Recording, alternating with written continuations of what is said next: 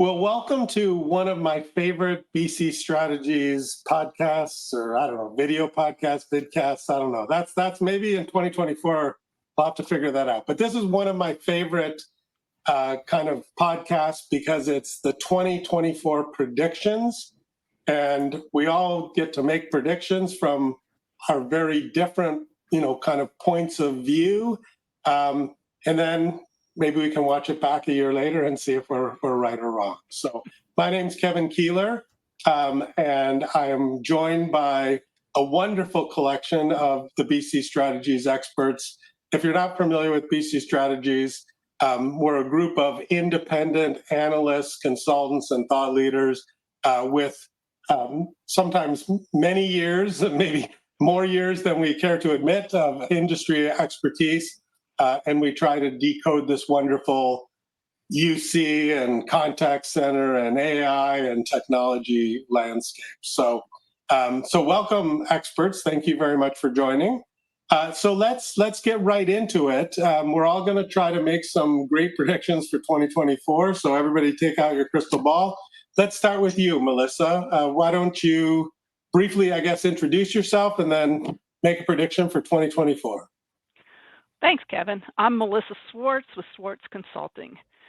And I have the easiest job since I don't have to not predict what anybody else has already said. So I think 2024 is going to be the year for practical artificial intelligence. And by that, I mean, it's got to be more than a toy. It's got to be more than a novelty. Now it's got to provide business value.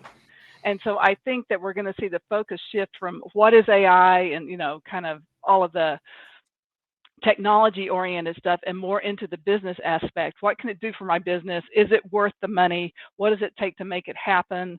I think that the knowledge management component of it is going to become really important.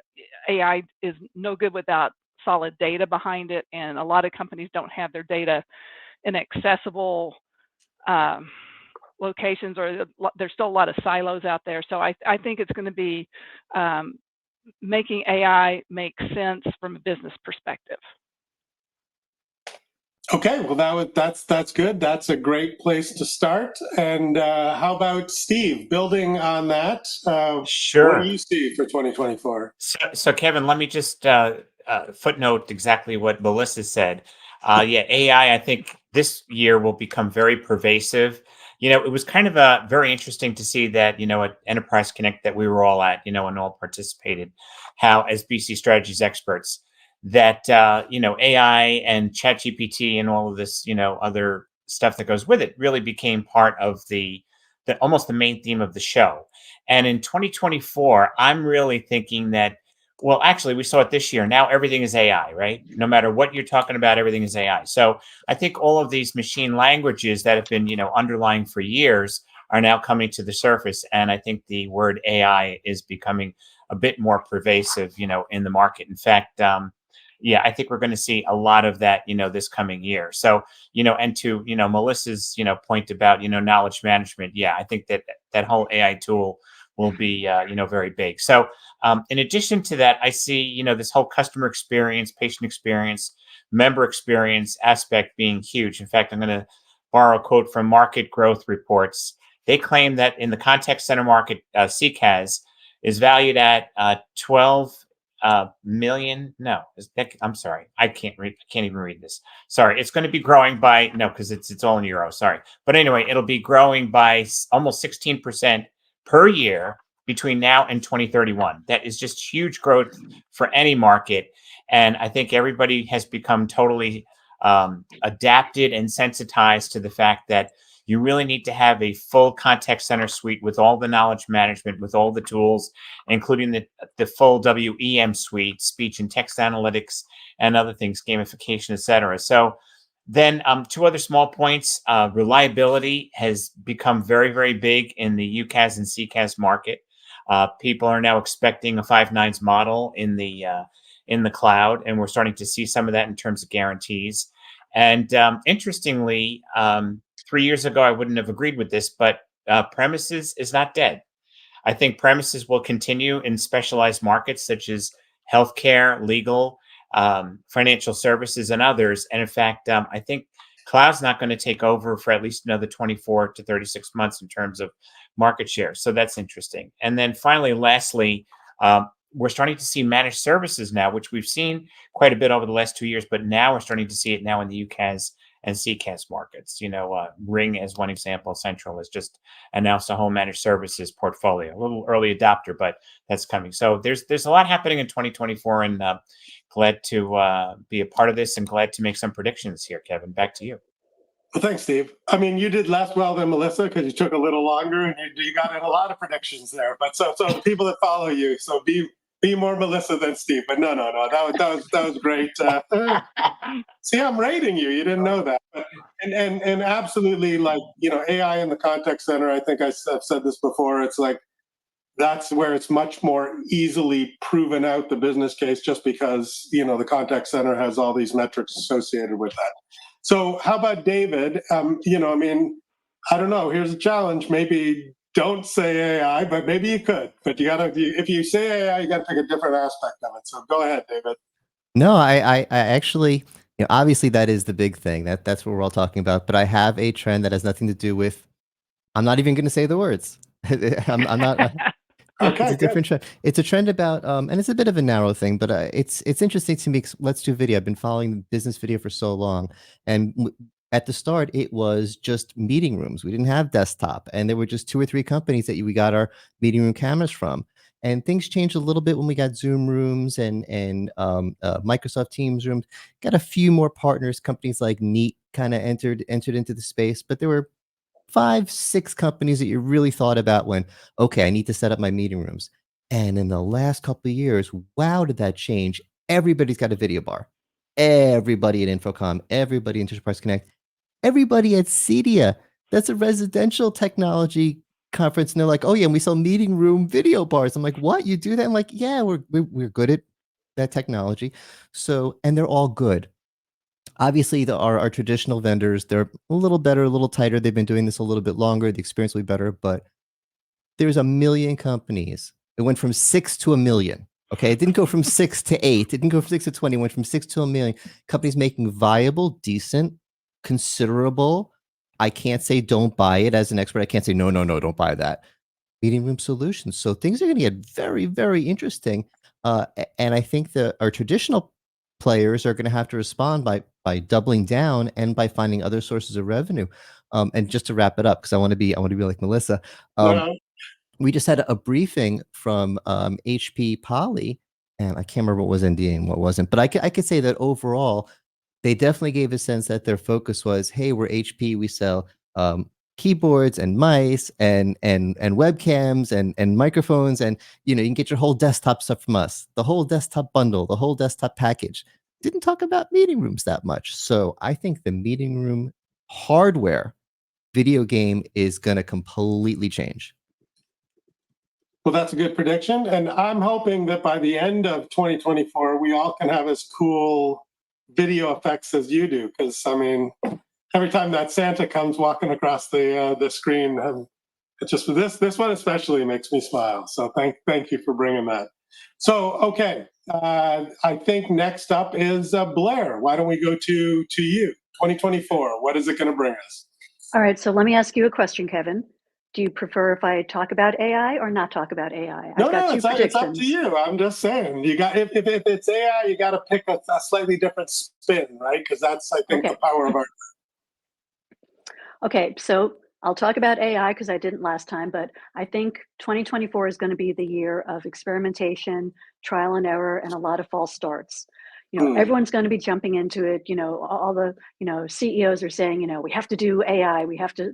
So I think companies are going to run out there and start using AI, and there's going to be a lot of false starts and a lot of mistakes.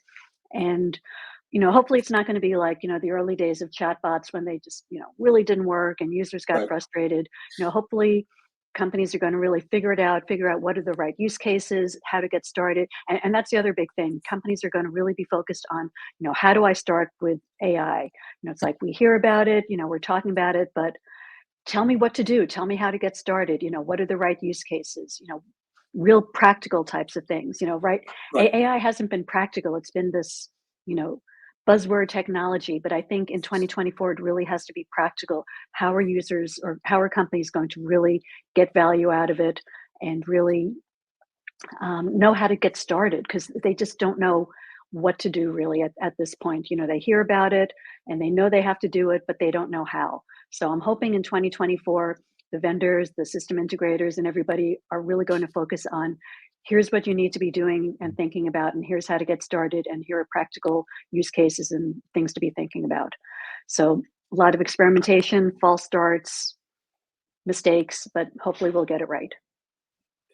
Yeah, no, that makes a lot of sense. I know last week Tom Brennan and I talked about AR and VR, and it was the same kind of thing. Like, you got to figure out what the practical use cases are.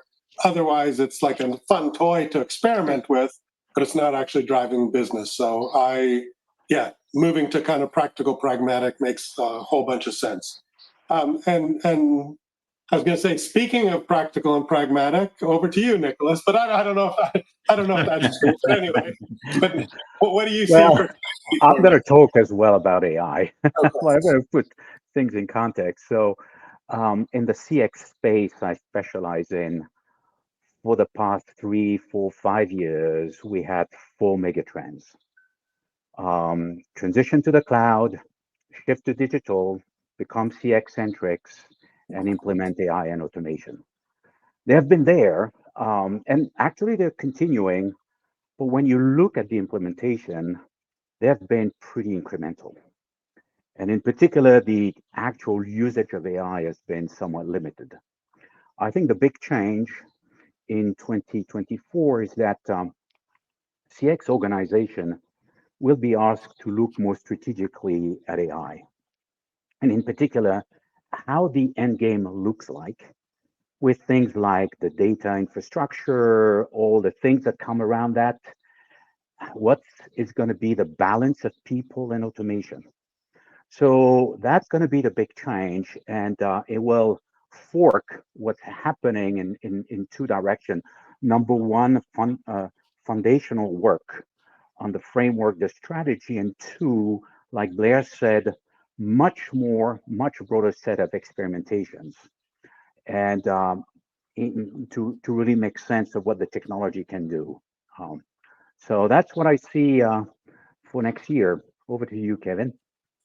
No, that's good. That was a slightly different point of view. And now, Robert, you've told me in the chat, our private chat, that you're going to talk about AI, but you're going to maybe disagree or mix things up. I'm not sure. Yeah, I have all these little index card notes that I'm throwing out as people are You've written talking. up. Okay. But no, I'll tell you a little bit different perspective. I predict that this will be a year of caution, and that's mainly due to a tight economy. And so I don't think this is going to be a year of huge breakthroughs, and rather it's going to be a year of level setting rather than big headlines. But what does this look like as far as technology application? Well, you have, as far as cloud services, on paper, most organizations say they have a cloud first strategy, and that's even very large enterprises. There's a lot of companies that say they have a cloud first strategy for any new technology, but they still have a majority of their IT in their own data center. And that's not going to go anywhere until all the dependencies can be addressed and there's a real value proposition to move it to cloud. That's kind of echoing what Steve already said. The on-premise is not going anywhere. I saw this with Genesys contact center customers, where Genesys aggressively tried to move people to the cloud, but the legacy Genesys Connect customer pushed back and said, oh, we have a lot of other systems we're integrating into, and we have a huge investment and we're not ready. And so they've conceded to that. Now, a lot of the reasons I say level setting is because we have had a lot of innovation over the last few years. So that doesn't mean that people are not going to start doing cool things with, wait for it, AI or integrated cloud service or even virtual and augmented reality. There just isn't as much budget this year to do the things that aren't genuinely useful. So with AI, people will have to make a decision. I think this is clear. It can't replace humans yet and do as high quality of a job, but it can do a better job than bots from 5 years ago. Or it can be used to augment customer support and processes and allow humans to do a better job. So the decision point is, do we cut jobs and do just good enough and save money? Or do we augment people's jobs and do an excellent job? And I'm a little worried that this isn't a good year to pay for excellent. with the tight budget. And people Right. are going to be tempted to select good enough and replace some jobs with a better bot than they would have had 5 years, an AI-driven bot. So my hope is that this year is where people are more budget conscious, but that actually drives them to look for real value in the existing innovation, but not say no to innovation just because there's no budget for it. So back to you. Okay, so a little bit of cautionary tale there from Robert. Okay, so let me just add in Martha, who is going to, I think as well, Martha, you're going to talk about AI. I noticed, Martha is a lawyer, so she's not appearing on video. Maybe this has to do with like deep fakes. Maybe this, I don't know. Maybe we're all doing something we shouldn't do. But Martha, what are your predictions for 2024? So I think I have 4 hot topics. 2 of them are bigger than the others. I'm going to jump on what Blair said and also what Robert said. So I'm going to back into the AI conversation, because one of the things that came across my desk this week earlier was that big law firms are gearing up AI practices. So for all those mistakes that get made in deployment, and this is a tip of the hat to Blair in particular, there are litigators that are out there ready to jump on those errors. So while AI becomes more widely deployed, I would say extra caution is required in knowing the agreements, making sure it's updated, and knowing how to use it properly, and not rely on it to such an extent that litigation becomes easy, because the fact is there are going to be lots of lawyers out there trolling for it. That's item 1. Item 2, privacy and data security. Last week in the European Union, they approved the AI Act, which is much more stringent than anything that is either addressed in the US or in Canada with C27.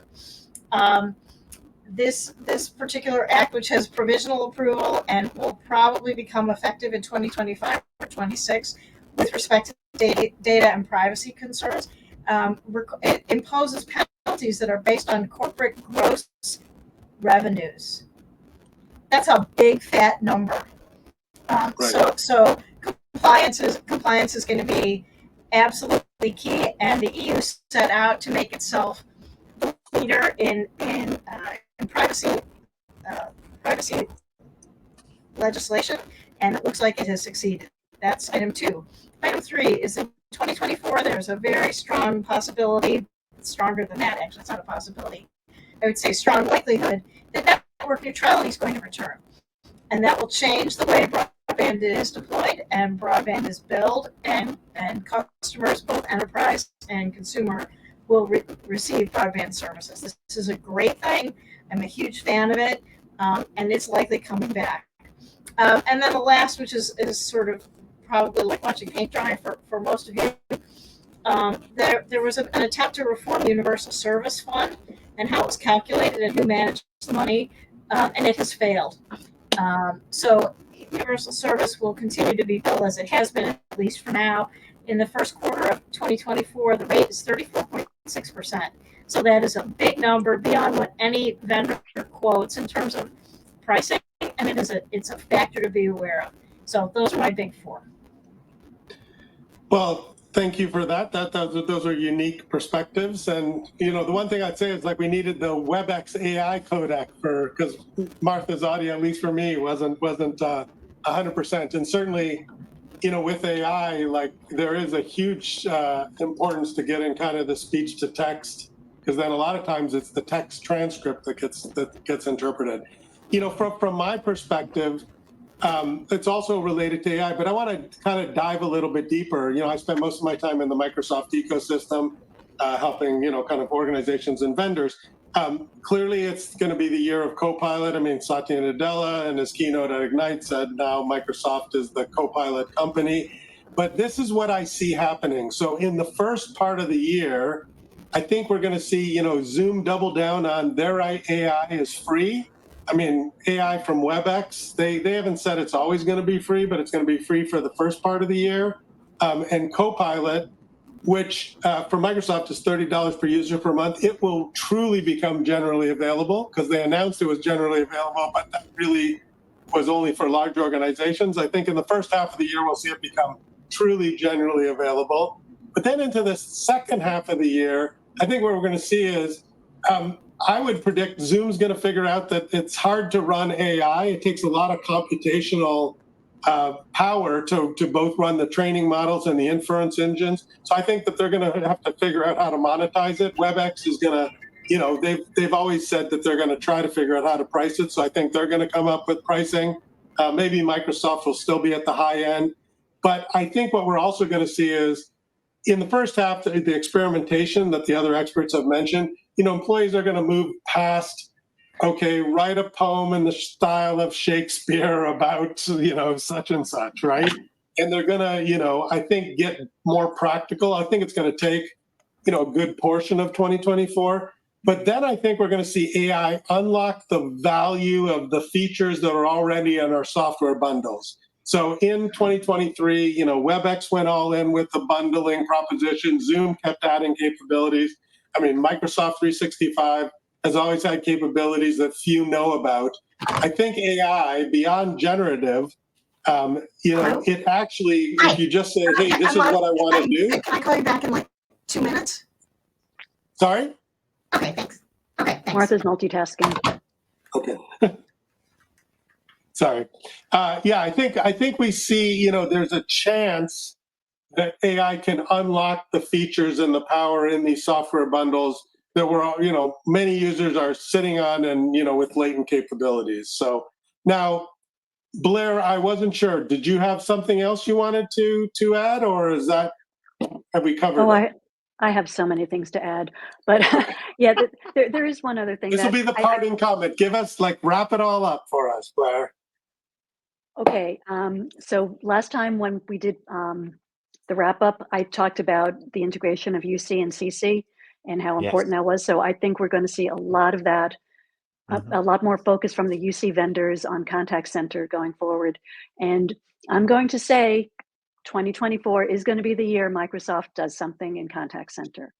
Not on the team side, but I think we're going to hear more from Microsoft in terms of contact center. So we've been saying that every year since who knows, but I think this is going to be it. Okay, but now a special guest, John Arnold, better late than never. So John, yay! You haven't heard, because you just joined, you haven't heard the previous predictions. So there, I guess you get free reign. But okay, so in 2 minutes or less, John Arnold, 2024, what is going to happen? Thank you, Kevin. Okay, so I just caught the back end of that and the kind of all the AI excitement that's in the market and will probably unfold. I am going to say that I think we're going to see a fair bit of pushback against AI in 2024. I think market moved ahead, obviously, very fast last year. ChatGPT kind of kicked things into high gear. And I think Google Gemini is going to do the same thing for 2024. And just really, as you're kind of getting at, Kevin, showing what is possible to unlock with AI. But I also think, too, FOMO is a big driver in this market. And everyone has kind of gone all in, not just the vendors, but the buyers, to deploy it and just to stay in the game. And I think there are going to be some holdbacks to say, you know what, let's get some real benefit and value out of this first before we just kind of blindly go down this alley. Because I do think, the Sam Altman thing with OpenAI, I think is really exposing some fundamental rifts in the whole play of this, that big tech is really running everything. And I think people are going to give a little bit of pause to just how far and fast they want to go with AI in 2024. Will it predict if the Chiefs can win this year, Melissa? I don't know. But I do think there's just going to be a little bit of taking stock. It's not going to stop, but I think people are going to get more of a reality check about it.